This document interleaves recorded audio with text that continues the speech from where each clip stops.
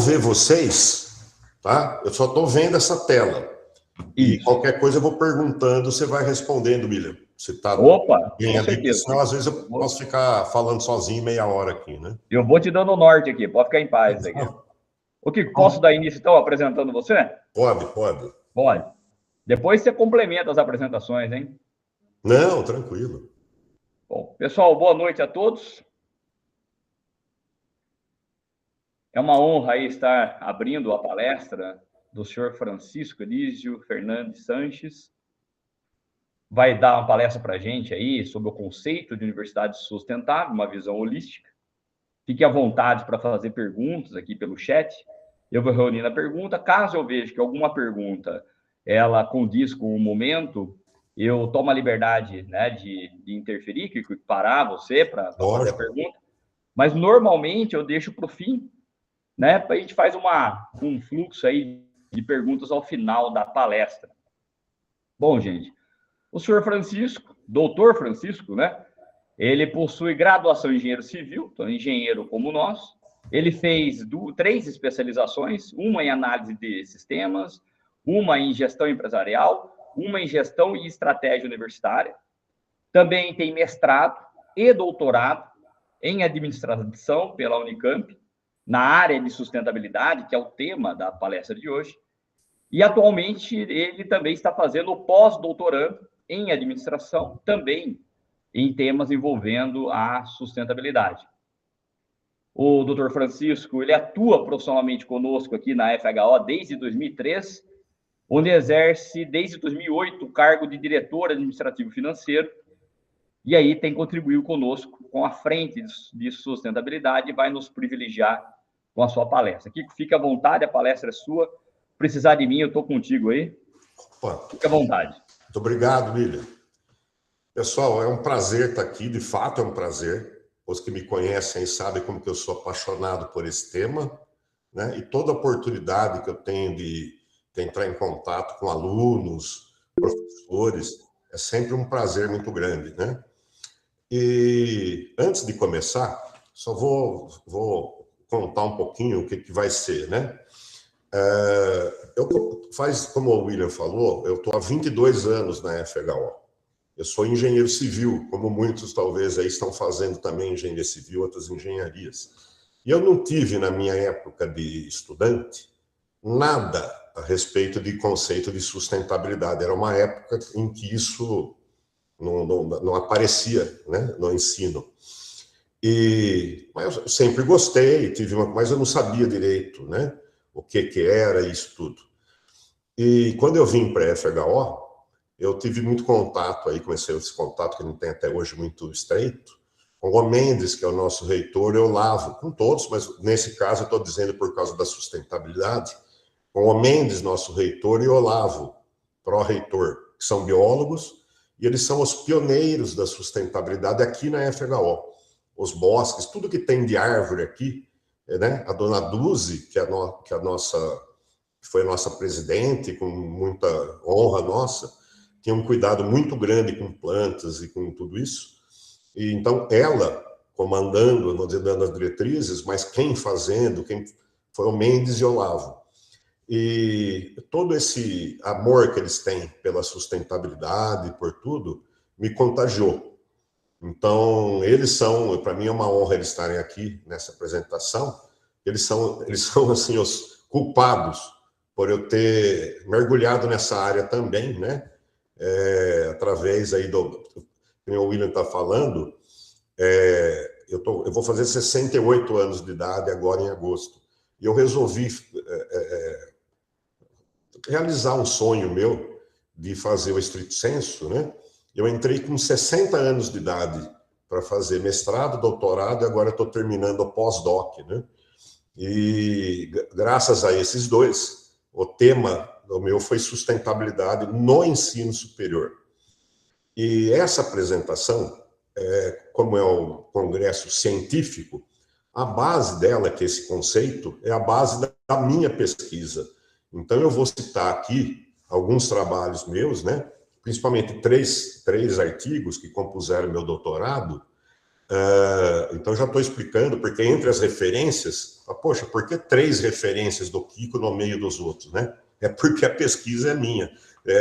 Teria muito mais razão outros autores de ser citado num trabalho desse, né? Mas como eu estou aqui apresentando a minha pesquisa, vai aparecer muito a citação do meu trabalho, tá bom? E vocês fiquem à vontade para mandar perguntas para o William, viu, William? E se você achar, ou você mesmo fazer um comentário, viu, William? Para não ficar um monólogo, fica legal. Olavo, Mendes, quem quiser fazer alguma observação, por favor. E o William, dá uma controladinha no tempo, né? Uhum. Eu estou marcando aqui no meu cronômetro, estou iniciando, mas às vezes eu me perco um pouquinho, você dá uma puxadinha de orelha, tá bom? Pode deixar. Então vamos em frente. Eu vi, pelo William ter me mandado, o público bem maior que tem aqui são de estudantes de engenharia do primeiro ano. É isso, né, William? Exatamente, 89%. 89% são estudantes de engenharia do primeiro ano. E alguns professores também que são da engenharia, pode ser, no ano passado, eu fiz uma palestra, o conteúdo um pouco diferente. Era o papel do engenheiro para um futuro sustentável, né?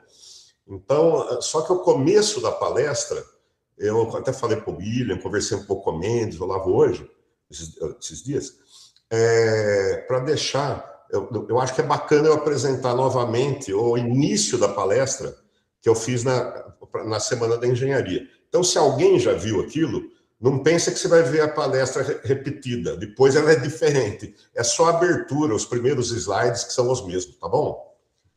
Então, eu vou...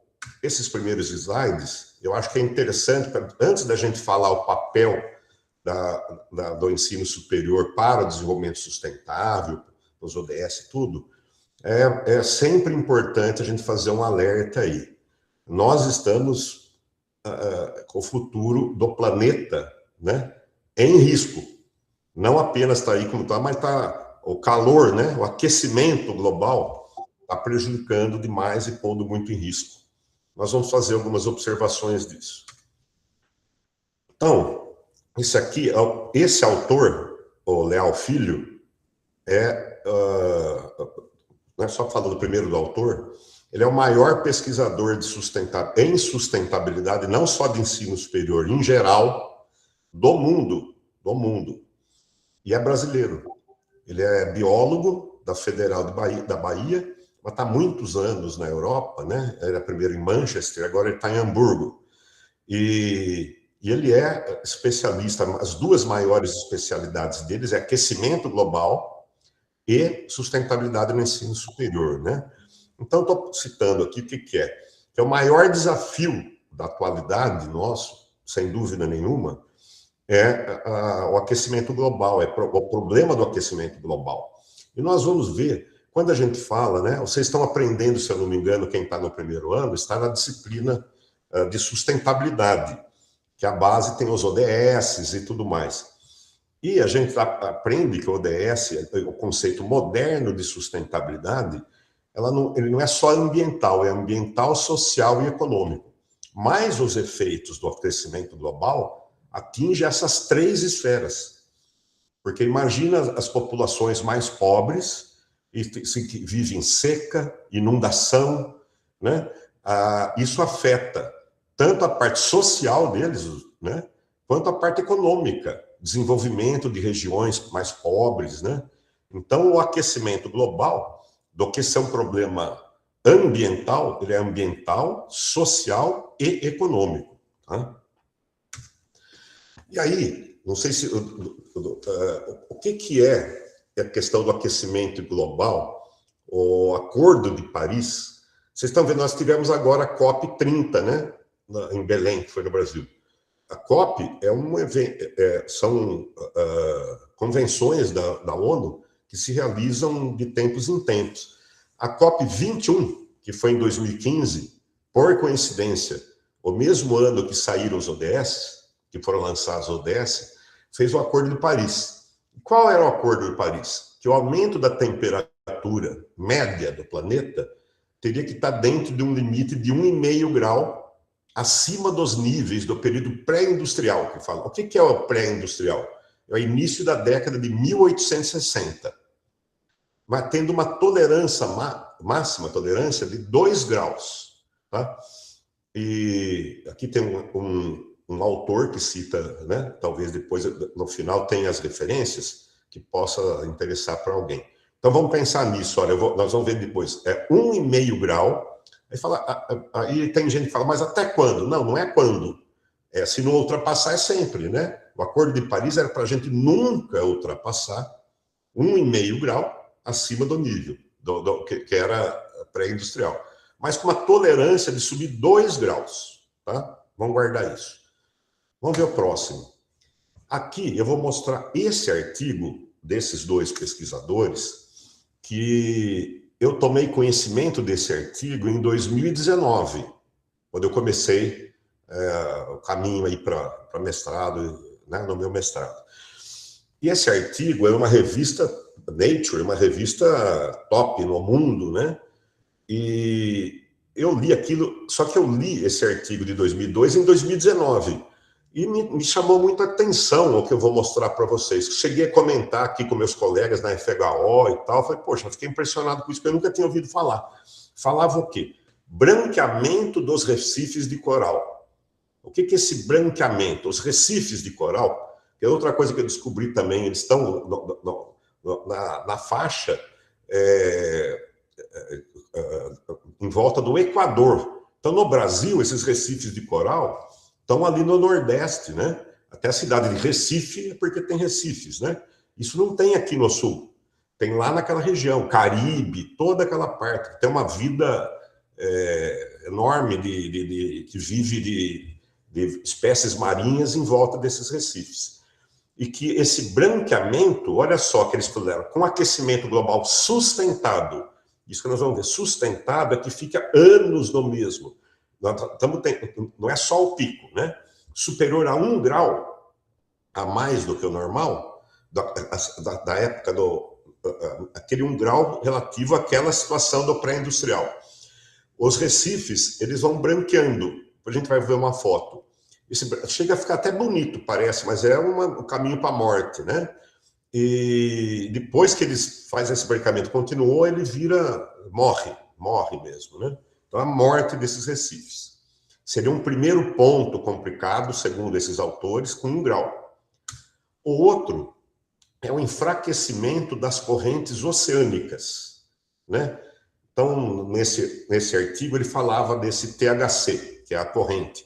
Se a gente olhar, né, depois vocês podem procurar, quem quiser, entrar no Google, né, normal, procurar correntes marinhas, nós temos como se fossem rios oceânicos. Se algum lugar, às vezes, você ficar com algum barquinho perdido no meio do oceano, ele não vai ficar parado lá, ele vai ser levado para algum lugar. Por quê? Porque é como se fossem rios que estão no oceano. E que essa circulação equilibra muito o clima no planeta, chuvas e tudo mais. E aí o que eles falam? Que as emissões descontroladas de gás carbônico, elas podiam desacelerar ou paralisar até de toda a THC, que seria catastrófico, né? E o terceiro que ele colocava era o derretimento de gelo da Antártida, que ele falava que o derretimento completo elevaria o nível do mar entre 4 e 6 metros. E falava que estudos apontam que isso poderia ocorrer com um aumento de temperatura entre 3 e 10 graus. Não é muito... Isso são previsões muito difíceis de ser feitas, né? Projeções em computador e tudo mais. Porém, esse derretimento completo poderia levar entre 5 e 57. Mas vamos falar do que ser 4 a 6 metros for meio metro, já traz um estrago muito grande, né? Então, eram os 3 pontos mais complexos de que falou ali e que eu fiquei bastante impressionado. Vamos ver. Aí depois eu comecei a perceber que começaram a sair notícias disso, a ponto que hoje em dia virou um assunto. Então vou mostrar aqui. Vamos ver o primeiro caso. Qual a situação atual? Esse atual, como eu fiz a palestra em 2025, se eu pegar alguma coisa agora, vai ter um de agora. Olha o que está falando. Com morte de corais, está escrito ali o título da notícia, Mundo ultrapassa, olha só, que não bate com o do Oppenheimer, primeiro ponto de não retorno climático. Olha a cor do coral. Esse branco é que ele está morrendo, aquele marronzinho está vivo, né? E o branco ele está morrendo, vai ficando que nem um cemitério de osso. E olha o que fala aqui, ó. Olha agora, vamos linkar com a notícia. Já com um aquecimento global de 1,4 graus, né? E sofrendo, os recifes de corais de águas quentes estão ultrapassando seu ponto de inflexão térmica. Uma perda sem precedentes, prejudicando os meios de subsistência de centenas de milhões de pessoas que dependem deles. Vou falar um exemplo para vocês aqui. Eu procurei agora, só para saber, antes dessa palestra, o problema, como eu falo, ambiental, social e econômico. Minha filha mora em Natal, no Rio Grande do Norte. E a funcionária dela, o marido, ele é pescador. E eles moram numa cidade chamada Rio do Fogo. Né? Vocês podem procurar depois essa notícia, eu procurei hoje. E ele, lá, muitos corais, né? E ele vive, esse marido dessa funcionária, ele vive da pesca de polvo. Mas tem a época de defesa, eles têm todo o cuidado, que estão nos corais. E começou a mudar, eles estão fazendo outro tipo de serviço, que está acabando, né? E eu entrei na notícia hoje, que em Rio do Fogo, assim como outros lugares do Nordeste, já perdeu 70% dos corais. Hoje. Então, imagina aquela população que eu conheço a cidade. Eles vivem da pesca, um pouco de turismo, de levar os barcos passar, mas pesca principalmente. E a pesca, para eles, depende dos recifes. Os recifes morrendo, eles não têm mais lagosta, não têm mais polvo, né? Estão procurando outras coisas para fazer. Então, imagina o impacto social e econômico. A região vive disso. Então, essa morte dos corais é uma realidade que, naquela época, eu nunca tinha visto, e hoje é uma realidade que já está morrendo tudo. O impacto disso, grande parte da vida marinha do planeta vive nessas regiões aí, em função dos corais. O segundo, olha essa notícia de 2025, né? Por que a corrente oceânica mais forte do mundo está ameaçada? Vamos ver o texto. Nossas recentes pesquisas indicam que, devido ao aquecimento global, olha agora isso, a corrente circumpolar antártica, que é uma delas, ficará 20% mais lenta até 2050, que está aí. Olha aqui, o que trará vastas consequências para a vida no planeta Terra. É sério, hein? Vamos ver mais aqui.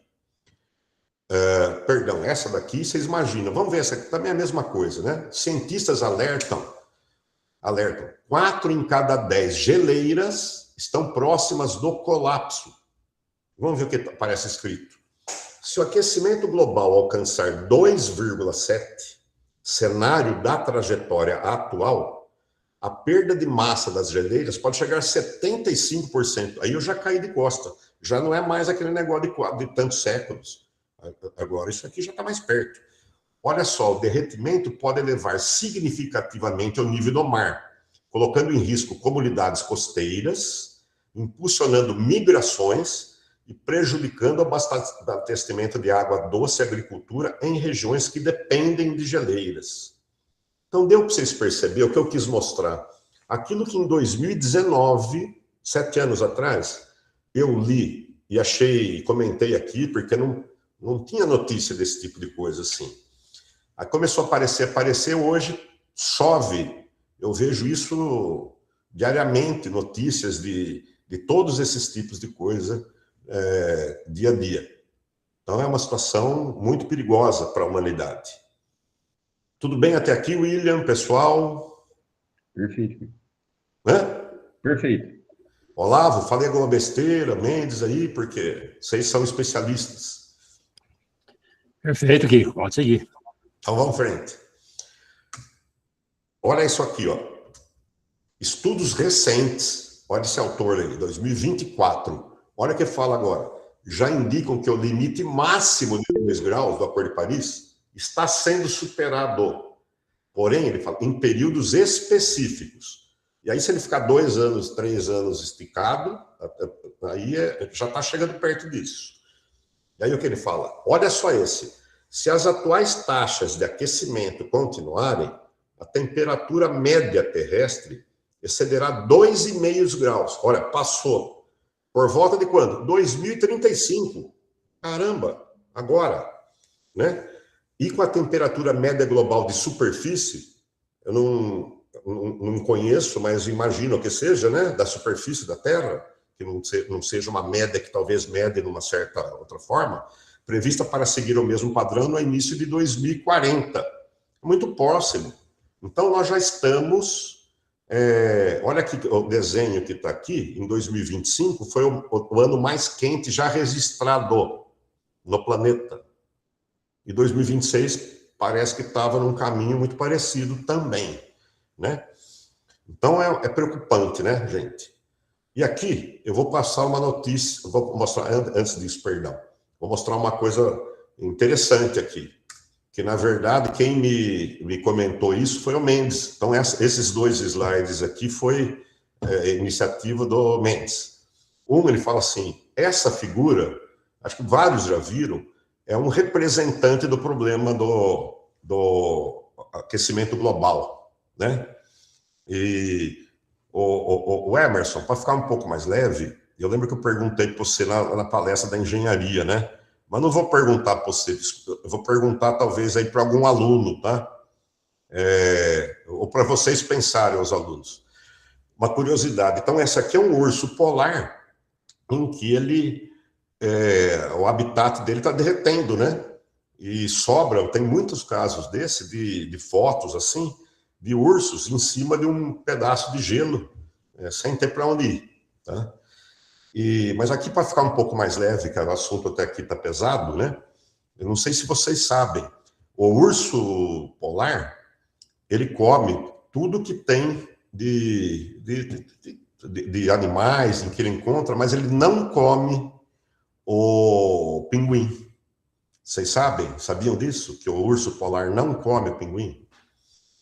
Na verdade, é porque o urso polar está no Polo Norte e o pinguim no Polo Sul. Eu tenho a impressão que se o pinguim tivesse no mesmo, ele comia o pinguim também, né? Desculpem a brincadeira aí. E aí, olha só, a gente olhando essa foto, a gente fala, mas isso aí está longe da gente, né? Isso aí está acontecendo lá no Polo Norte, né? E agora isso aqui? Vocês lembram dessa foto? Essa é do começo do ano passado, ano retrasado, né? Acho que foi.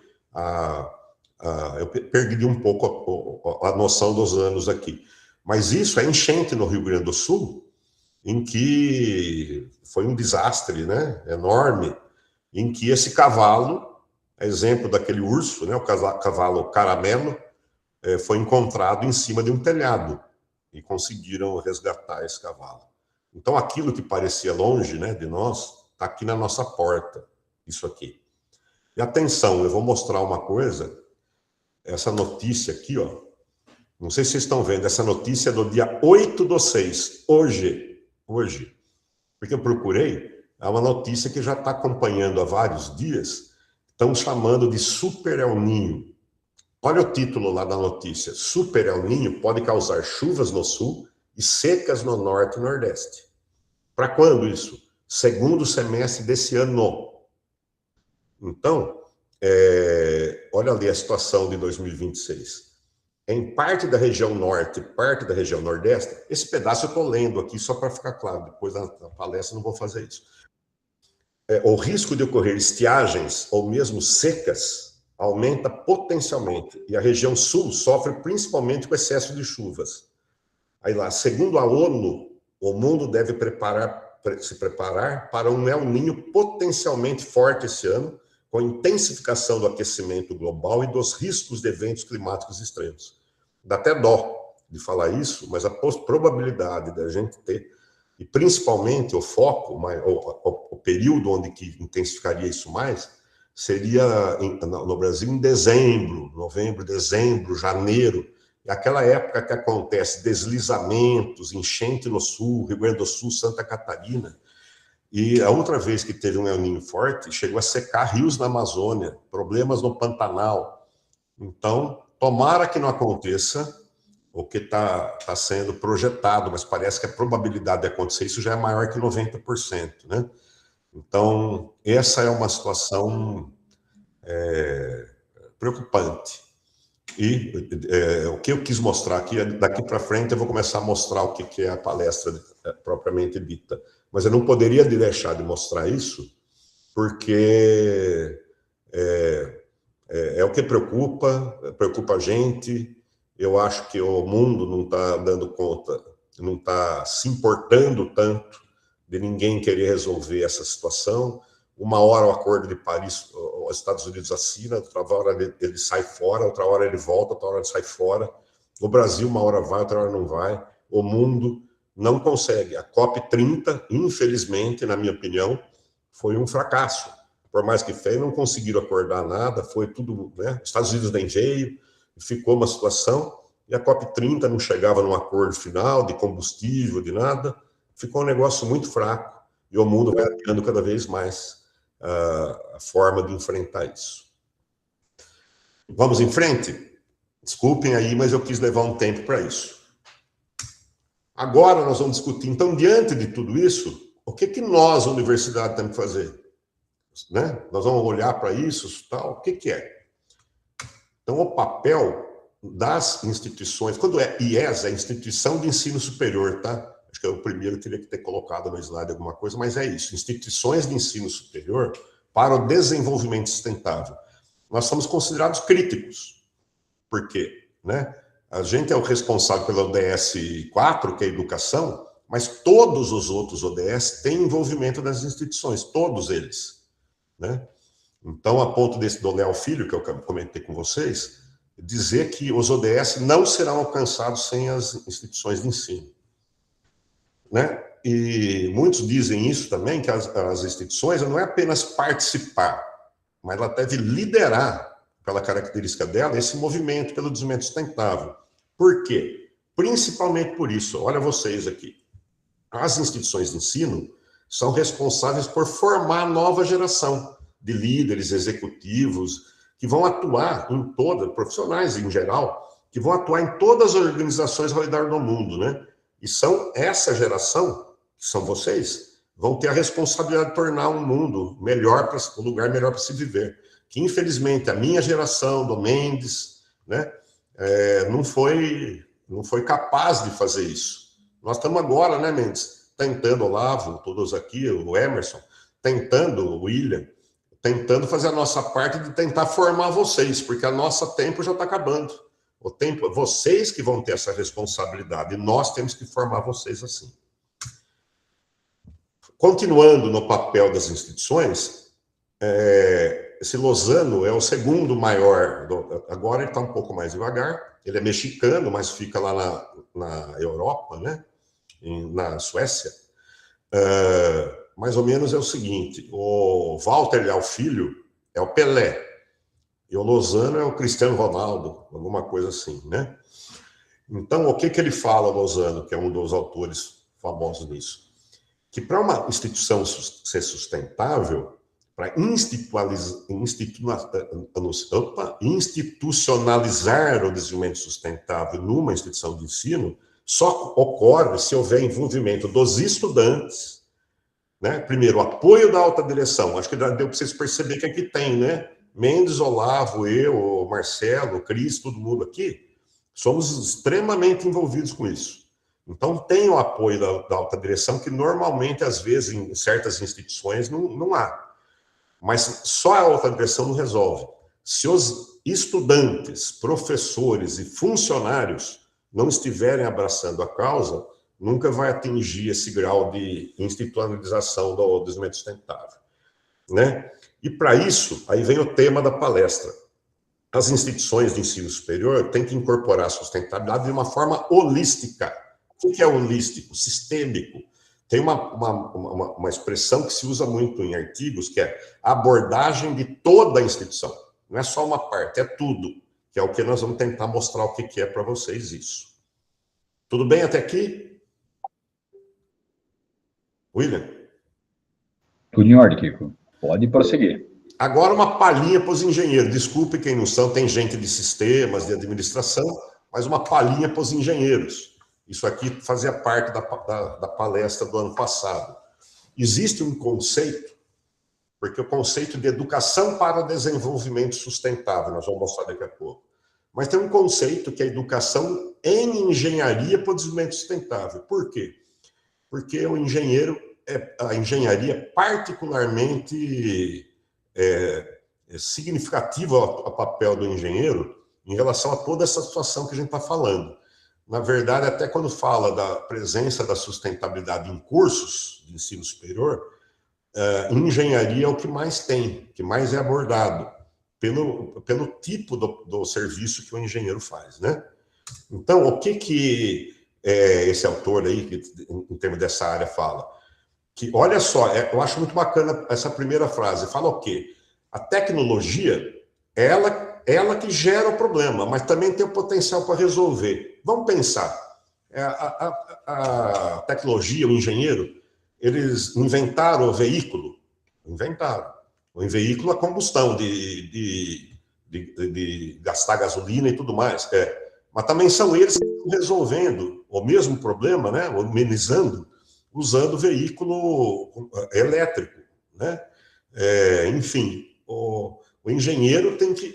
Hoje em dia, né, na minha época, a gente não tinha essa visão de resolver os problemas de sustentabilidade, mas hoje o bom engenheiro, que está escrito embaixo, ele tem que estar consciente do que está acontecendo, né? Ele tem que ter as competências necessárias, né, para enfrentar questões sociais, ambientais, econômicas causadas pelo desenvolvimento tecnológico. Então, é isso que é um engenheiro sustentável, que a educação da engenharia para o desenvolvimento sustentável tem que incutir isso nos formandos, nos egressos, né? Como que ele pode trabalhar na profissão dele de uma forma mais sustentável, também na parte pessoal. Mais uma coisinha rápida, né? Então, essa educação da engenharia para o desenvolvimento sustentável, ele tem que formar, capacitar os futuros profissionais com essas competências, né? Para enfrentar as questões de sustentabilidade. Para isso, a parte de baixo, muito importante, ele tem que ter excelência técnica do engenheiro, a ética, que é importantíssimo, responsabilidade social e inclusão. Isso forma o que é um engenheiro holístico. De novo, holístico, nós falamos que é sustentabilidade holística, que envolve tudo. O engenheiro holístico é aquele que não enxerga curto, só uma faca. Ele enxerga tudo também. Tá? Feito, gente. Agora vamos voltar. Essa brechinha do engenheiro holístico, cabe que nós usamos para a FHO o profissional holístico. Então, serve aí para o pessoal de sistemas, de administração, de tudo. O que é um profissional holístico que está no meio? Que ele tem competências disciplinares. O que é disciplinar? A parte técnica. O engenheiro tem que saber, sei lá, o engenheiro civil, que tem que calcular uma viga. Então, não adianta ele ter outras competências só, se ele não souber calcular a viga. O dentista tem que saber fazer um tratamento no dente, né? E assim por diante. Mas, além disso, não basta só isso. Tem que ter competências profissionais, que nós já vamos ver, e pessoais. Porém, essas competências, como a figura mostra, elas têm intersecções, uma interfere na outra. A profissional, né, a disciplinar e a profissional e a pessoal, em muitos momentos elas se misturam, tá bom? Isso aqui, rapidamente, que nós vamos falar ali para frente. O que são essas competências? Como eu disse, disciplinar é a parte técnica. Então, não adianta o pessoal de sistemas aí, se não souber a base, né, souber a parte técnica do sistema, fazer a análise correta, fazer tudo, não vai adiantar ele ter as outras. Mas as outras, que são cada vez mais importantes, vou lembrar aqui, né, William? No ano passado, no mesmo dia que eu fiz a palestra, teve o representante do CONFEA, que seria o CREA no Brasil, né, os CREAs todos, em que ele mostrou que estava faltando no mercado o engenheiro, no caso, mas isso serve para todos os profissionais, que tivesse essas outras chamadas de soft skills, também essa aqui, que é visão sistêmica, comportamento ético, visão de futuro, relacionamento relacionamento interpessoal. Vocês desculpem falar, mas eu estou falando em geral. Eu percebo que essa geração mais nova, em muitos casos, sei que vocês não são assim, mas que tem dificuldade de trabalhar em equipe. Mas quando entra no mercado, vai trabalhar, o engenheiro não trabalha sozinho, ele tem que trabalhar em equipe. Aí tem que ter, né? Foco na execução é típico do engenheiro, pensamento estratégico. E as competências pessoais, a gente mesmo nos conhecer, ter resiliência, né? Aguentar um pouco o tranco, né? O mercado, às vezes, não é, quando a gente vai trabalhar, não é tudo do jeitinho que a gente quer. Então, a gente tem que aprender a ser resiliente, ter firmeza, né? Não desistir na primeira dificuldade, mesmo no próprio ensino, quanto na vida profissional, em qualquer coisa, né? Criatividade, aprender a aprender, pensamento crítico, isso que nós estamos trabalhando bastante na FHO, tá bom? E aí, vamos voltar. A incorporação holística, então, propriamente dita, aquilo que a gente está falando, que é a base do que a gente está mostrando agora, do que é essa palestra. Isso aqui é um artigo que compôs meu doutorado e que mostra o que é essa incorporação holística, baseado em alguns outros autores, mas complementando, né, várias coisas aqui, principalmente esses 4 grandes grupos. Operações do campus. Operações do campus é essa parte de resíduo, de consumir menos, de fazer toda essa questão da operação do campus. Tem outro grupo, que a gente chama de acadêmico, eu chamei, que tem o ensino e a pesquisa. O outro, uma comunidade, a parte de extensão não é acadêmico também, mas ela tem uma característica um pouco diferente. Então, eu preferi colocar a comunidade, colocando a parte interna e externa como um item até separado. E a parte do grupo organizacional, que são as questões do posicionamento, do planejamento, de uma série de coisas aqui. Então, nessa visão, a incorporação holística da sustentabilidade, isso não é só um termo que eu uso, tá? Essa aqui é uma visão que eu fiz adaptada com algumas coisas de outros autores, mas tem algumas novidades aqui. E essa educação para o desenvolvimento sustentável que está no meio, está presente em tudo. E quando a gente faz uma operação do campo sustentável, né, a gente está sendo exemplo para a cidade, para aquelas pessoas, aqueles alunos que vocês veem aqui. Nós temos umas visitas de alunos aqui, de ensino médio, de ensino criança.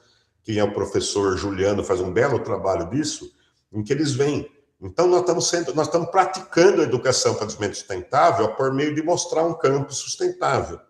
Então, a EDS está dentro. Quando a gente posiciona a parte organizacional nossa, que a gente coloca na missão, que a gente divulga as notícias nossas, nós estamos praticando também a EDS.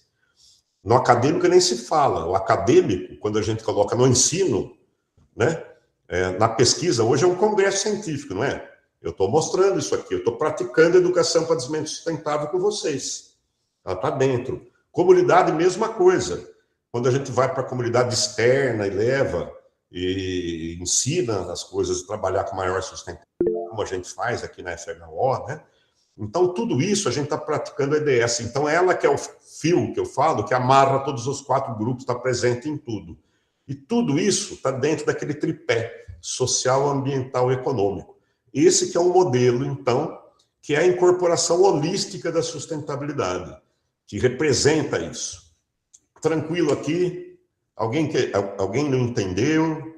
Porque tudo vai ser em função disso agora. William? Em ordem, querido. Em ordem. Pode tocar. Não vejo nada, não vejo. Ah, pode ir. Estou indo, estando em ordem, eu vou tocando, tá bom? Tá cheio de positivo, pode ir tocando. Bastante balãozinho.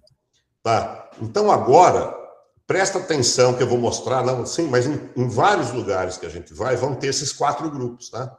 Operações do campus, acadêmico, que é ensino e pesquisa, comunidade interna e externa e organizacional. Várias coisas eu vou mostrar aqui, isso que são os grupos.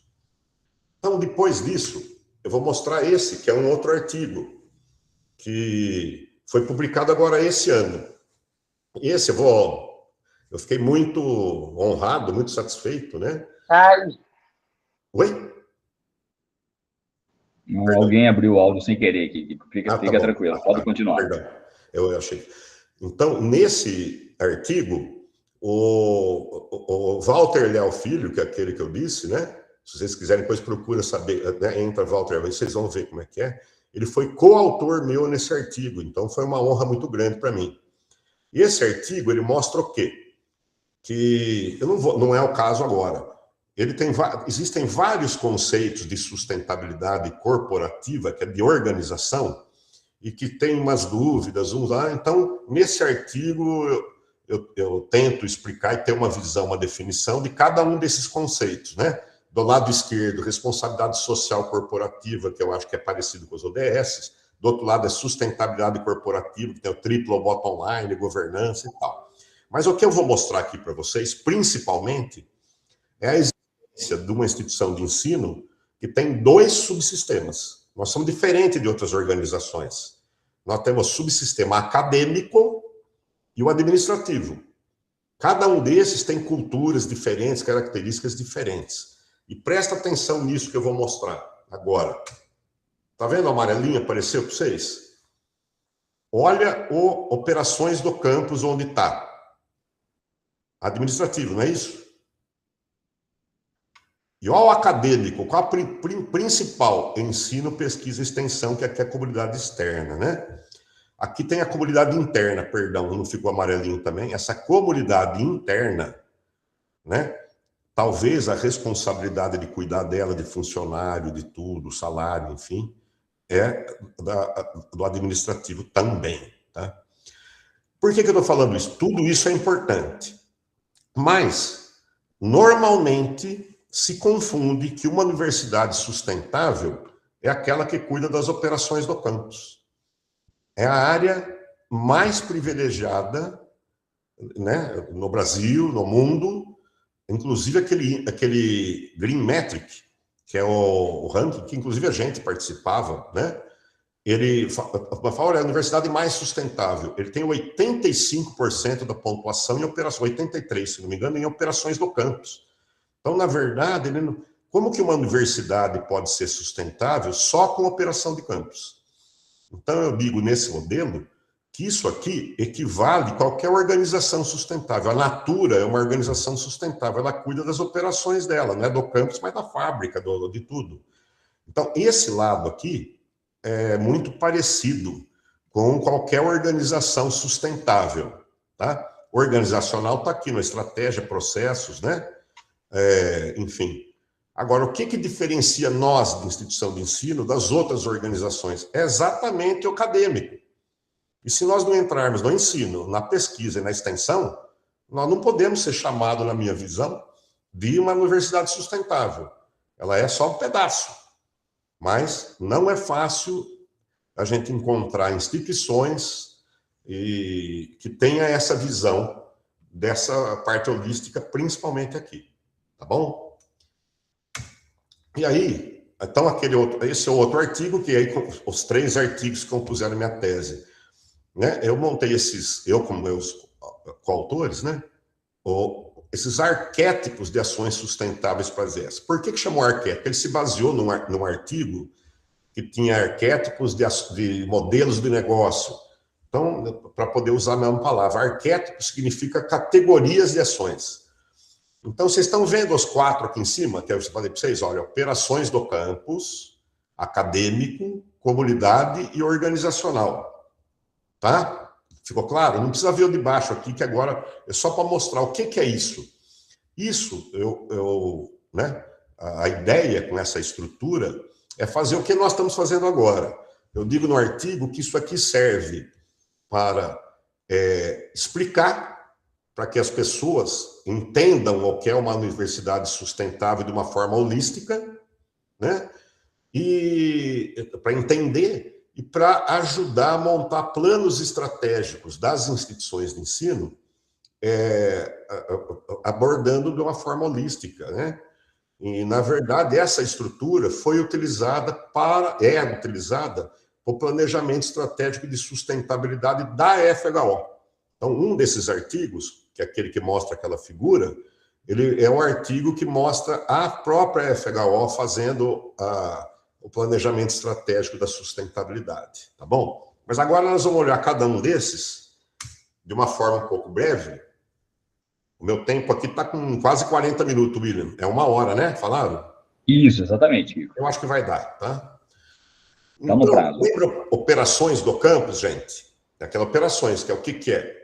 A gente criou três arquétipos, grupos de ações. Então, o primeiro é minimizar o uso de material e o consumo de energia, né? Na verdade, se eu fosse fazer de novo, eu colocaria minimizar o uso de materiais, consumo de água e energia. Faltou água aí lá, mas aqui dentro tem. Eu vou no amarelinho. O que é minimizar o uso de materiais, né? Todos esses exemplos estão baseados em revisão de literatura que separou 900 artigos. E aí, eu analisando os 900 artigos, identifiquei quais são as ações que aparecem mais nos artigos em nível mundial, tá? Então, esse minimizar numa instituição de ensino, principalmente é consumo e desperdício de água, consumo de energia, consumo de papel, consumo de materiais em geral, e uma questão muito interessante, construções verdes. Então, quem é da engenharia civil, que deve estar aí, como eu, né? Hoje não dá para um engenheiro não saber que existem construções verdes, né? De já projetar aquilo para recuperar água de chuva, para fazer com que a água não escorra e se impenetre de uma forma mais natural no terreno, de construir de forma que usa menos energia elétrica, enfim, existe bastante critério de construção verde, né? E então, é a frase que eu estou colocando, que não interessa que jeito foi gerado e tudo, a gente tem que reduzir o consumo, né? Atenção, gente, tanto em nível pessoal quanto organizacional. Aqui eu só vou alertar para uma coisa, o mundo está feito para a gente consumir. O marketing de tudo muda para consumir. E se a gente pensar quantos sapatos, quanta coisa, o que tem, o que não tem, moda, sai de moda ou não, por causa de consumo, tá? Então a gente tem que ter um certo cuidado de fazer uma parte nossa de não ter um consumo excessivo, né? Tanto pessoal quanto organizacional. A outra parte é tratar, reciclar, reutilizar e direcionar corretamente nossos resíduos. Olha a frase, eu achei bacana isso aí. Foi o Rafa que disse, o Rafael, nosso aqui. Não existe o jogar fora quando se trata da biosfera. Tudo está dentro. Então, nós vamos jogar fora onde? O planeta é esse. Se eu pegar o lixo e jogar fora, não estou jogando fora, estou jogando dentro. Então, nós temos que ter esse cuidado que o mundo já não está aguentando tanto lixo. Os mares, né? E tudo que a gente vê de tanto lixo, tem que ter algum jeito de tratar e reutilizar isso. E, por fim, se depois que fez tudo isso, a gente tem que trocar os processos e produtos por coisas mais naturais. Energia limpa, transporte de baixo carbono, né? Reduzir a nossa pegada ecológica, compensação de carbono, captar e armazenar água de chuva, políticas de compras sustentáveis, enfim, é isso que os três. Então, nessa minha pesquisa, eu identifiquei que eu acho que qualquer ação de operações do campus, ela se enquadra em um desses três grupos. Ou diminuir o consumo, tratar resíduo e trocar processo. Qualquer coisa se enquadra nisso, na minha opinião. E o outro agora, acadêmico, né? A primeira parte do acadêmico é a parte de ensino. Gente, olha a frase de baixo, vamos ler lá. Eu vou ler essa. É possível, uma pergunta, é possível formar profissionais, engenheiros, administradores, biólogos e tudo, e cidadãos, né? Profissionais e cidadãos para trabalhar e viver de modo sustentável, sem incluir a sustentabilidade no ensino? Vocês acham? O que vocês acham? William, é possível? Como que eu vou formar um engenheiro sustentável se eu não puser no currículo? No ensino? Impossível, né? É, impossível. Não dá, não dá. Então, eu não consigo formar um engenheiro sustentável só tratando do campus, tá certo? Acadêmico, ainda pesquisa. Eu vou ler o de baixo, nós estamos num momento de negacionismo de ciência, tudo que é perigoso. Olha lá embaixo, o desenvolvimento tecnológico sustentável da humanidade depende da pesquisa universitária. Tudo que é vacina, tudo que é desenvolvimento tecnológico, de energia eólica, de tudo que vocês puderem imaginar, passa pelas universidades.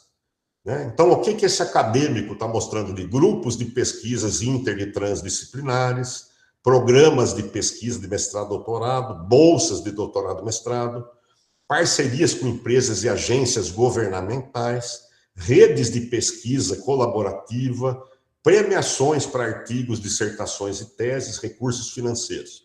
Gente, aqui eu vou falar uma coisa que aqui a gente tem forte, porém o artigo, como ele foi feito de revisão sistemática de artigos internacionais, não apareceu nos artigos a questão de iniciação científica.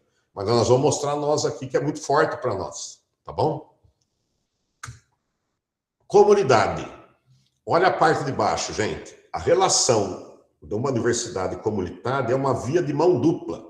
Por quê? Ao nós fazermos a extensão universitária, fazemos uma série de coisas, nós estamos ajudando a comunidade a ser mais sustentável.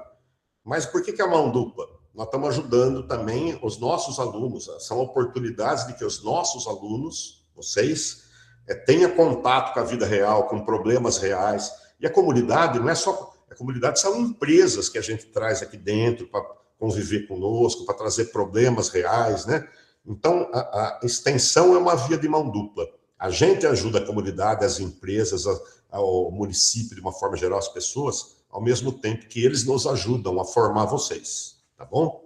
Então, o que é? Parcerias com as organizações, apoio à escola primária, nós temos bastante isso que eu acabei de dizer agora, outras coisas, que nós temos muita coisa com essas escolas, acesso ao ensino superior, com bolsas de estudo e tal, né?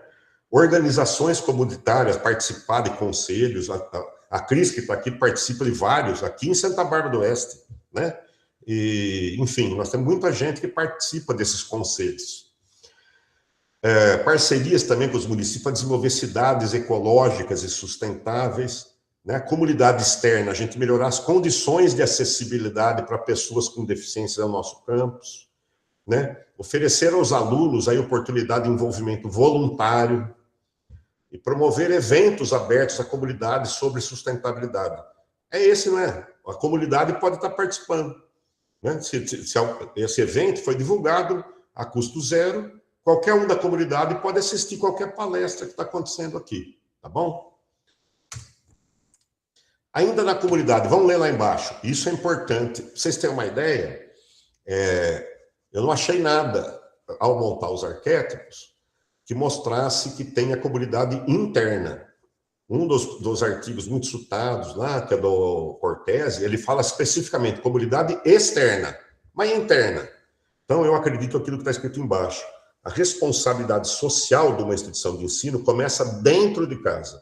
Eu não posso tratar bem a comunidade e não tratar o funcionário, o aluno, o professor. Então, nós temos que tratar... O que é se tratar? É promover o desenvolvimento e bem-estar. Então, nós temos capacitação e treinamento para os funcionários técnicos, administrativos e professores. Estou lendo da esquerda. Garantir que pessoas com deficiência tenham oportunidades educacionais no ensino e de emprego aqui na FHO, né? Programas para desenvolvimento pessoal, não profissional também, além de profissional, pessoal para colaboradores, funcionários, professores. Ter um ambiente de trabalho, de estudo saudável e seguro. Promover igualdade de gênero e diversidade, né, entre todos, vocês, alunos, técnico, administrativo e professor. Conceder bolsa de estudo para funcionários e professores, para curso de graduação e pós. Promover remuneração justa e oportunidades de carreira para todos aqui.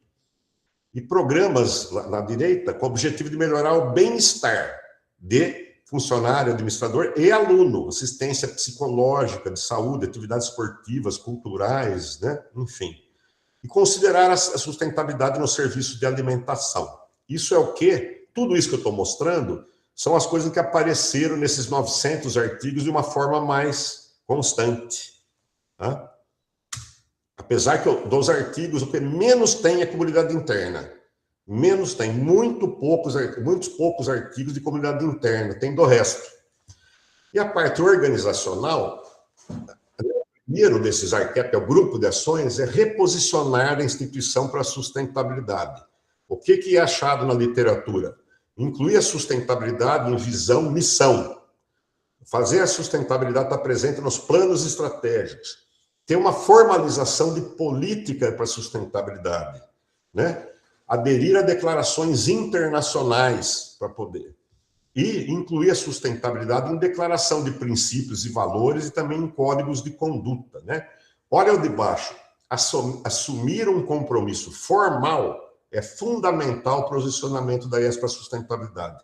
Como assim? Ao a gente declarar isso, a gente está virando vidraça para os professores, para os alunos, para a comunidade. Porque se a gente falar que a gente faz isso e não fizer, e não agir de acordo, é uma coisa que chama de greenwashing, ou seja, lavagem verde. É aproveitar a onda da sustentabilidade para tentar surfar nisso sem ser sustentável, na verdade, tá? Isso existe muito. Porém, esse que é reposicionar, ele fica muito vazio se não tiver a estruturação. Olha lá embaixo. Sem a estruturação operacional, o posicionamento da IES não passa de uma declaração de intenções. A gente pode estar até bem intencionado, mas se não fizer valer, não funciona. Então, uma das coisas que todo mundo fala, que é o que mais aparece, é a existência do que ele chama de escritório verde, ou então, como nós chamamos o nosso, escritório de sustentabilidade, onde tem que participar o quê? Funcionários administrativos, professor e alunos, vocês, né? Para estruturar, para trabalhar para a sustentabilidade, fazer parcerias com outras instituições de ensino, né?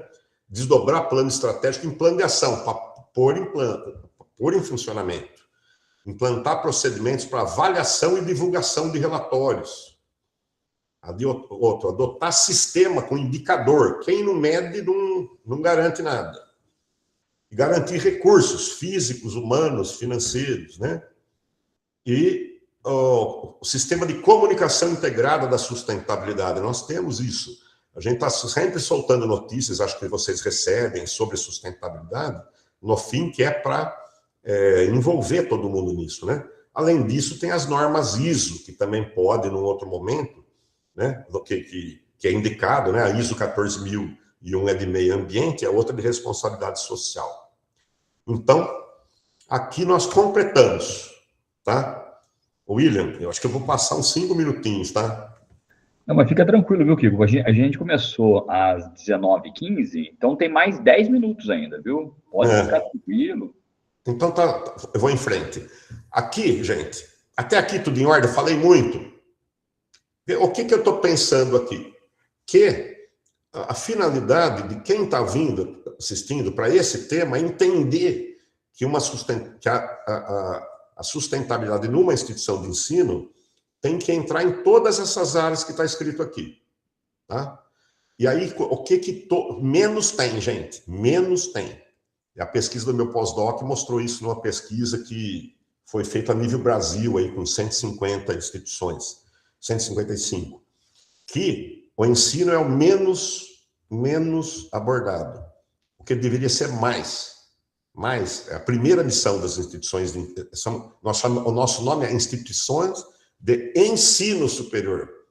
E a parte de ensino é menos abordada, porque é difícil, dá trabalho, tem professores em outras universidades que resistem, né? Mas aqui não, aqui nós estamos avançando muito bem e nós temos que vencer e colocar exatamente no ensino, além de ser em todas as outras áreas.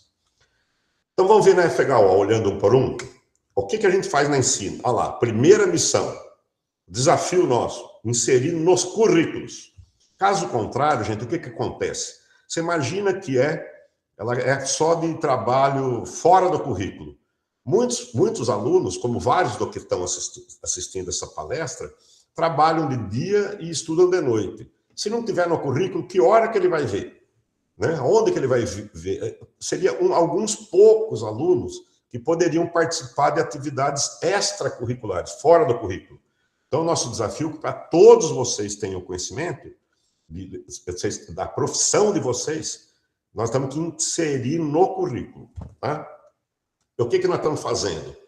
Acho que 3 coisas são principais e 3 que foi mostrado ali no arquétipo. Uma coisa, nós temos que ter uma disciplina, segundo Walter Leal Filho, ele fala que todos os alunos de todos os cursos do mundo deveriam ser alfabetizados em ODS, através de alguma disciplina no início do curso. Acho que todos eles aqui, né, William? Não sei se todos que estão aqui, os da engenharia, estão fazendo a sustentabilidade nesse ano, né? Agora. Exatamente nesse semestre, que é o primeiro semestre, né? Então, isso está tentando alfabetizar vocês em ODS, tá? Que é essa abordagem que a gente chama horizontal. O que é? Todas as matrizes dos 23 cursos nossos têm isso. É difícil, hein? Não tem muito, tá? A outra forma é na sustentabilidade, nos conteúdos da disciplina. Ao longo de tudo que vocês vão estudar aqui. Todas as disciplinas. Olha o que está escrito ali, ó. A inclusão da sustentabilidade em todas as disciplinas que compõem a matriz do curso. É o que nós estamos fazendo. Já tem um projeto piloto andando agora, nesse semestre. Eu acho que quem está aqui, que vai o Emerson, né, Emerson? Você faz parte do piloto, não faz? Faço sim, Kiko. Né?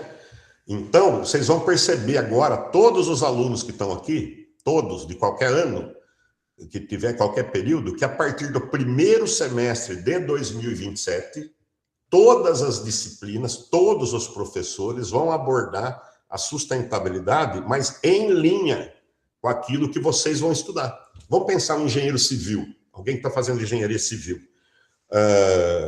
Quando você estiver fazendo uma disciplina, por exemplo, técnicas das construções, vocês vão saber o que é construção verde. Vocês vão saber o que é o resíduo que causa numa construção que perde bilhões de reais, polui o meio ambiente, estraga o meio ambiente e não é reaproveitado. Isso pode, vocês vão aprender que jeito que faz para reaproveitar, que jeito para gerar menos resíduo, com formas recuperáveis, uma série de coisas, né? Então, estou dando um exemplo da engenharia civil, que é minha área de formação original, né? Então, esse projeto piloto já tem professores colocando na disciplina, e nós vamos estar, todos os professores vão tomar conhecimento disso no segundo semestre, e a partir do ano que vem, todos vão incluir, né? Em todas as disciplinas da FHO. E, por fim, na parte educacional, que são os 3 pilares principais, é capacitar o professor. A questão chama educar os educadores. Nós estamos desenvolvendo, junto com o sindicato maior do Brasil na parte do ensino privado, que chama SEMESP, nós estamos fazendo um curso para sustentabilidade para os docentes. São 4 módulos, 3 já ficaram prontos. O 4º fica pronto agora em setembro. E pelo acordo nosso com o SEMESP, nós que vamos estar fazendo aqui na FHO, e o SEMESP vai disponibilizar gratuitamente para todos os professores do Brasil, né? Então é uma honra para nós estarmos podendo influenciar para que os professores aprendam que jeito eles vão incluir a sustentabilidade no currículo. Esse curso vai aparecer o Emerson explicando como é que ele fez na disciplina dele. Tá bom? Vamos em frente. Pesquisa. Na pesquisa, olha aqui. Olha, parece a foto nossa aqui. Olha lá, 20º Congresso Científico. Como que é o nome do nosso congresso? Olha lá embaixo. Desafios para a construção de um mundo sustentável. O que eu estou fazendo aqui agora? Eu estou tratando do assunto de sustentabilidade com vocês, não estou? Então é um congresso científico. Estou mostrando a pesquisa minha. Tá? Então isso é importantíssimo, ter um congresso desse nível aqui. Segundo, olha o que eu falei, não sei se vocês sabem, hein? Nós enfrentamos pouca gente tem um negócio desse, inclusive numa época dessa, tá? De crise no ensino superior privado e tal.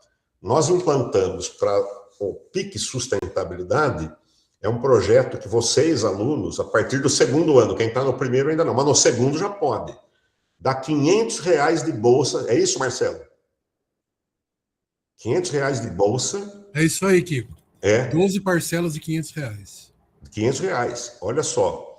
Para poder estudar, cara, fazer né, iniciação científica, puta negócio joia. Né? Se na minha época tivesse, eu ia entrar com alguma coisa disso. E olha o que a gente paga. Paga o professor que vai orientar, paga uma bolsa para o aluno de R$500, a gente paga material de consumo, tal, que vai usar na pesquisa, e participação em evento nacional e internacional quando o trabalho for aprovado. Olha só. E nós gastamos nisso, só para vocês terem uma ideia, entre 20 e 24, só de sustentabilidade, fora pesquisa em outras áreas, R$600 mil. Se eu falar isso, tem muita instituição que vai achar que a gente é louco. Mas a gente acredita que esse pilar da iniciação científica é fundamental para nós. Comunidade externa. O que nós fazemos? William, estou dando uma corridinha agora, porque acho que eu falo muito e eu me empolgo muito, mas vamos ver. O Kiko, eu acho que pode ficar à vontade, que qualquer coisa depois, ao final, eu compilo as perguntas eventuais e te mando, né? E aí, não, vai dar tempo, sim. Né? Vai dar tempo, vamos ver. Comunidade externa, né? O que a gente faz? Eu estou pondo, né, algumas coisas só, as principais, tá? Não faz muita coisa. Comunidade externa, bolsa de estudo. Eu tenho a impressão que vários de vocês aqui são bolsistas, a maioria de vocês são bolsistas, não são? Então, olha só quanto que nós demos no ano de 2025, ano passado, de dinheiro equivalente às bolsas, R$55 milhões. Tem gente que olha isso aqui e assusta, né? A gente dá muito mais bolsa do que a legislação nos obriga. Então, nós temos essa quantidade, temos orgulho disso, nós somos filantrópicos e a gente quer dar a bolsa cada vez mais, tá? Então, isso é um papel fundamental que a gente está fazendo de inclusivo. Outra coisa, talvez alguém aí, eu não sei se, né, mas alguém de vocês deve ter esse Pague Fácil, que é o crédito estudantil próprio que nós estamos. A gente é pioneiro disso no Brasil. Várias instituições do Brasil vêm aqui para poder a gente explicar como a gente faz. Mas mesmo assim, a gente vê que não... É muito raro, ninguém consegue fazer igual nós, né? Então, não tem juros, não tem... Por que a gente chama, tá vendo ali em cima, olha, crédito estudantil próprio sustentável. Por que é sustentável? Porque permite que o aluno paga. O aluno paga depois de formado, é como se ele estivesse estudando, não tem juros, é só né? Ainda a gente fala que depois que ele é formado, o aluno, fica mais fácil ele pagar, né, por ser formado. Aqueles que moram fora e que vêm de van, quando ele se forma, não tem nem o preço da van mais e ele tem um emprego, né? Então, é um jeito que a gente facilita para o estudante estudar aqui, né? E que a gente chama de um crédito sustentável, porque é sustentável para o aluno também, né? Porque tem alguns que são insustentáveis, que cobram um juro tão caro que lá na frente é complicado, o aluno acaba pagando 2 cursos do que um ou mais. Então, no ano passado, quantos alunos nossos aqui que tiveram crédito estudantil Pague Fácil? 3.574.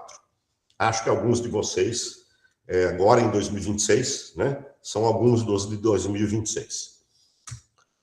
Atendimentos à população, nas clínicas que a gente tem tudo, sabe quantos atendimentos nós fizemos ano passado? Gratuito, 55 mil. E antigamente, alguns anos atrás, né, Mendes, a gente recebia alguma coisa do SUS, na fisioterapia, na odonto, e a gente acabou abrindo mão. Então, hoje, em tudo que a gente atende, clínica, laboratório, projeto, tudo, é gratuito, tanto para quem é atendido, como também para o poder público. A gente não sobrecarrega o município cobrando, né? Ao contrário, a gente está descarregando o município, fazendo um atendimento de qualidade de saúde, tá? 55 mil não é pouca coisa.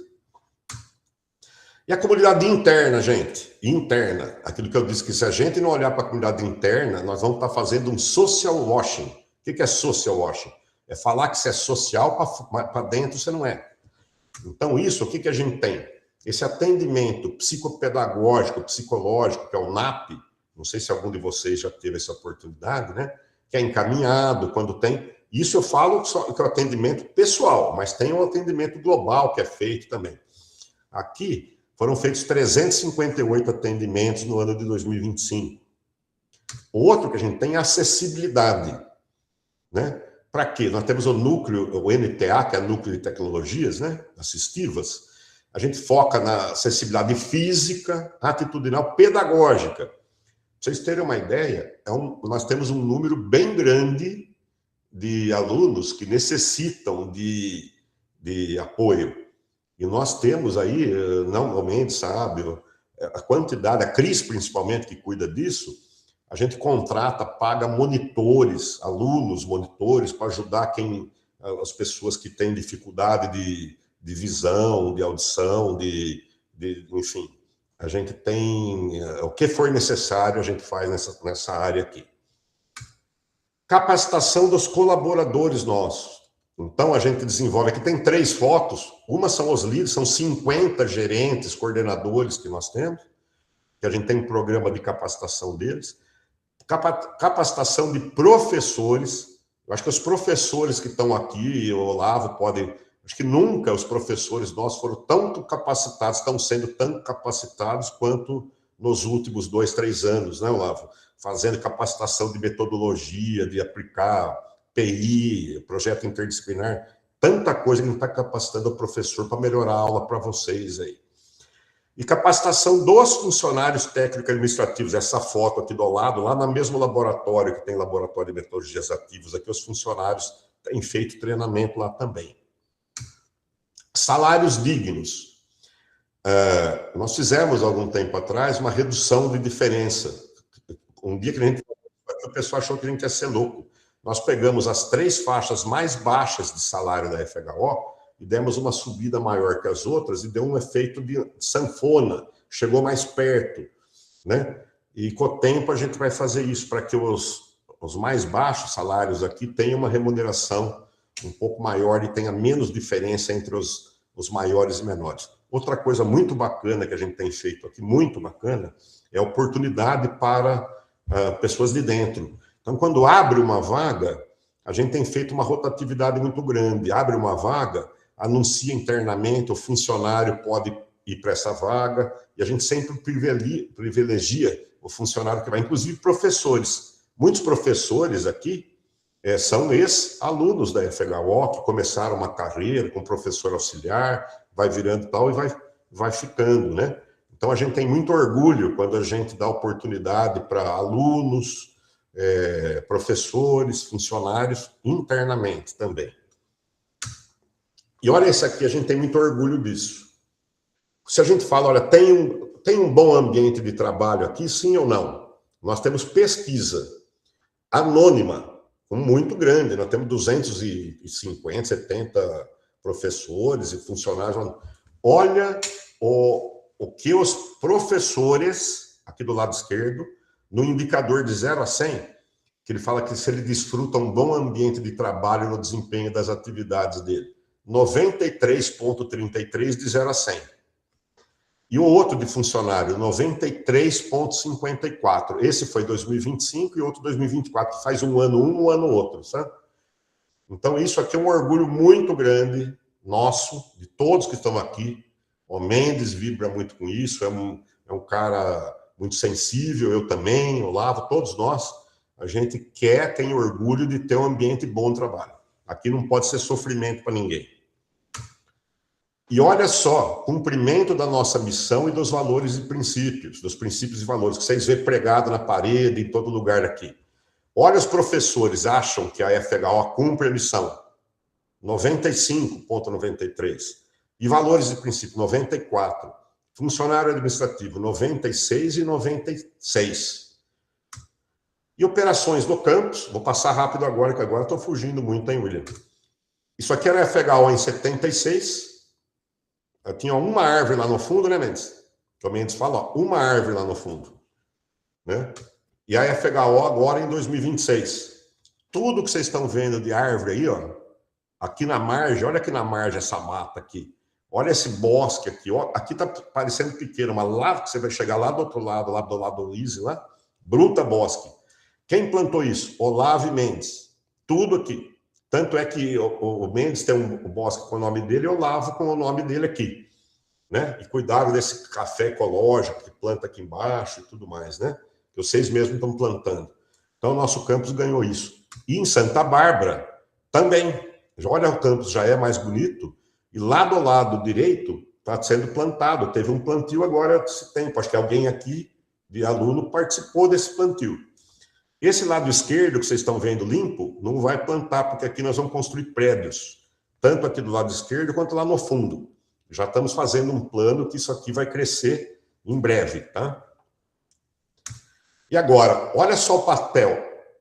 Através de digitalização de processo, nós reduzimos 59% entre 2018 e começou a 2025, 1,5 milhão de folhas.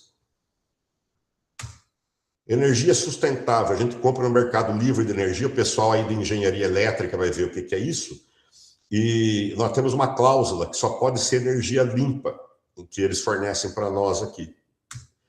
Autossuficiência hídrica, a gente... Ah, mas por que isso é sustentável? A gente está consumindo água mesmo, né? Não, quando a gente sai do Saema água para distribuir, para chegar em cada ponto da cidade, perde 40%, em torno de 40% por perda na rede. Quando a gente faz aqui, não tem. A nossa é super controlado, não tem desperdício. Gestão de resíduo. O escritório de sustentabilidade faz um trabalho maravilhoso nisso. Nós temos controle de tudo que é resíduo aqui. De laboratório, de clínicas, de orgânico, de reciclagem. Eles pesam, controlam, direcionam corretamente. Isso aqui é um trabalho que dá muito orgulho para nós. Mitigação de carbono. Olha o pessoal aqui, ó. Eu acho que aí vocês já devem estar... Acho que já foi esse semestre, né, Mendes? A turma que está assistindo aqui, muita gente já participou, né? Plantamos em maio, teve plantio. Então, aí vocês já participaram. A gente vai neutralizando. Qual é a nossa meta daqui a algum tempo? A gente vai navegando. É tornar a FHO neutra de carbono, não só o evento, tudo. Nós vamos chegar nesse ponto. E aspectos organizacionais nossos? Na nossa missão. Missão não é um negócio que mexe muito, sabe? Mas em 2019 nós quisemos mexer na missão, submetemos para a Fundação Hermínio Ometo, que aprovou, e olha o final lá. Compromissado com a construção de um mundo social, ambiental e economicamente sustentável, para ficar explícito na missão nossa a questão da sustentabilidade. Política de sustentabilidade, a gente formalizou, está no nosso site. Eu vou convidar vocês, dá uma entrada e olhar. Muita gente fala que é a melhor política de sustentabilidade que já viu, principalmente no ensino superior, que está baseado nessa visão holística, tá? Então, às vezes, a declaração de missão de sustentabilidade de política não é tão completa como uma nossa, que tá virando na questão holística. Adesão a entidades, né, em redes. A gente aderiu ao Pacto das Nações Unidas, que está ali do desenvolvimento sustentável, que é o que sai... A gente paga por ano, a gente paga para estar adesão a esse pacto. Essa rede Brasil e Alemanha de Ciência e Tecnologia, nós fazemos parte dela, em que muitas das pesquisas são voltadas para a sustentabilidade. E a gente faz parte da rede de sustentabilidade de cooperação do SEMESP, é onde nós estamos fazendo aquele curso e outras coisas voltadas à sustentabilidade em conjunto com essa rede. Olha o escritório nosso aí, olha que orgulho. Né? Nós temos um local próprio, alunos lá, aquilo que eu falo. Ali são professores e alunos no escritório, né? Onde podem ser feitas reuniões, tem um espaço adequado para isso, né? Que isso é uma das coisas que, sem isso, é difícil ter uma sustentabilidade implantada numa instituição. E agora, gente, duas coisinhas. William, nossa, hein? Extrapolei, mas eu vou ficar tranquilo. Coisinhas aqui. Gente, essa frase, para mim, ela diz tanto, né? Eu uso demais isso aqui, todos, tem talvez alguns aí, o Mendes, o Olavo, ele já fala, pô, mas de novo o Kiko vem com essa frase? Eu gosto tanto que ela compôs, eu coloquei ela na minha dissertação do mestrado, né? Olha só, é do Cortese. Todas as partes do sistema universitário, quem que são todas as partes, gente? A direção, os funcionários, os professores e os alunos. Todas as partes do sistema universitário, somos todos nós. São críticas para alcançar uma mudança transformadora. Olha só. Agora vem o que eu vou falar. Só pode ocorrer conectando cabeça, coração e mão. Vamos pensar um pouco? Então, todas as partes somos nós tudo. O que é cabeça, coração e mão? Cabeça é entender o que é. A sustentabilidade não acontece numa instituição de ensino, e muitas vezes, porque ninguém sabe o que é. Acha que é só a parte do campus. Então, cabeça é entender. O que eu estou tentando fazer para vocês aqui é que vocês entendam isso. Porque o que vocês estão fazendo na disciplina de sustentabilidade? Também que vocês estão entendendo o que é o ODS, como que é a questão. Não é isso? Agora, só com cabeça não faz a questão da sustentabilidade, tem que ter coração. A gente tem que querer deixar o mundo melhor. Eu tenho 2 netos. Eu quero que os meus netos tenham um mundo melhor. Eu não quero que eles vivem um problema seríssimo aí né, com o mundo no futuro. Então, vocês, né, a própria vida de vocês, dos filhos de vocês, a gente tem que querer deixar para uma geração a coisa melhor, né? Então, tem que ter coração. Agora, adianta ter, o que vocês acham? Cabeça, coração e não pôr a mão na massa? Ok? Então, coração é o sentimento. E mão? Mão é fazer de verdade. Se a gente só ficar falando, não resolve nada no mundo. Nós temos que fazer a nossa parte, né? A nossa parte como instituição e como cidadão. Cada um de nós. Tá? E eu quero mostrar um vídeo, se rodar, né, William? Que vai dar um exemplo, o que é mão. Tá? Cada um fazer a sua parte. O que é ter mão? William, eu vou sair daqui, né? E você tenta rodar o vídeo? Se eu vou tentar, rodar, eu conto a história do vídeo. Deixa eu colocar aqui, então. Deixa eu descompartilhar isso. Parar compartilhamento. Agora estou vendo vocês aqui. Vamos ver se eu consigo pôr aqui. Vamos ver. Se não rodar, seria bacana se rodar. Vamos ver.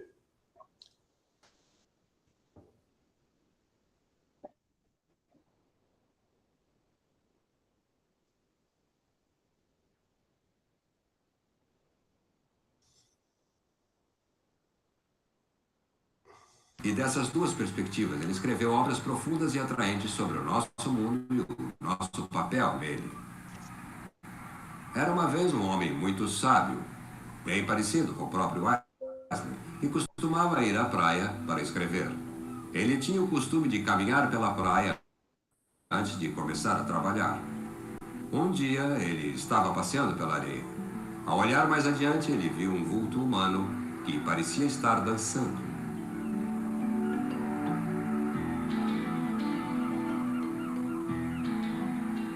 Ele sorriu ao pensar em alguém que dançasse o dia todo. Então apertou o passo para alcançá-lo. Quando chegou mais perto, viu que se tratava de um rapaz e que o rapaz não estava dançando, mas estava se abaixando, pegando algo na areia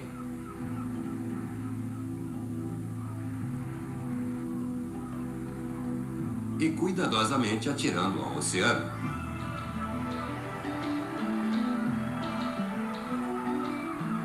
Quando chegou mais perto, ele gritou: "Bom dia, o que você está fazendo?" O jovem parou, olhou para ele e respondeu: "Jogando estrelas do mar no oceano." Eu acho que devia ter perguntado por que está jogando estrelas do mar no oceano. O sol está a pino e a maré está baixando. Se eu não as jogar lá, elas vão morrer. Mas, meu caro, você não percebe que há milhas e milhas de praia e estrelas do mar em todas elas? É impossível você fazer alguma diferença. O jovem escutou atentamente, então se curvou, pegou mais uma estrela do mar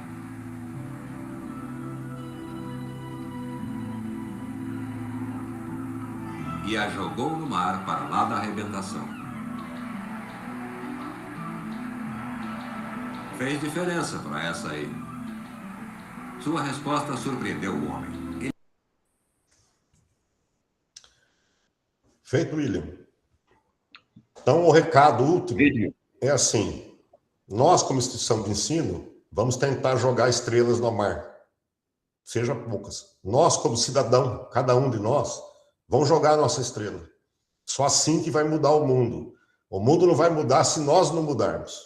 Então, vamos pôr a mão na massa, né? Vamos ter cabeça, coração e mãos. Fazer a parte que nos cabe. Era isso, então. E acho que eu parei de compartilhar, depois só tinha o contar. Eu vou pedir para o William deixar disponível, Cris, né, essa apresentação. Depois tem as referências né, e contato meu, que eu vou ter o maior prazer se alguém quiser saber um pouco melhor sobre isso. E agora acho que dá tempo, Irão, não? Já foi? Eu acho que dá. A gente pode fazer algumas perguntas aí, que eu não vejo problema. William, eu acho que pelo menos uma aqui, ó. Tem uma pergunta do Rafael, se você puder passar para o Kiko. Opa! Você viu aqui no chat? Eu vi. Bom, Rafael Steiger, está presente, Rafael? Quer perguntar você ou quer que eu falo aqui? Opa, boa noite, professor. Tudo bem? Boa noite.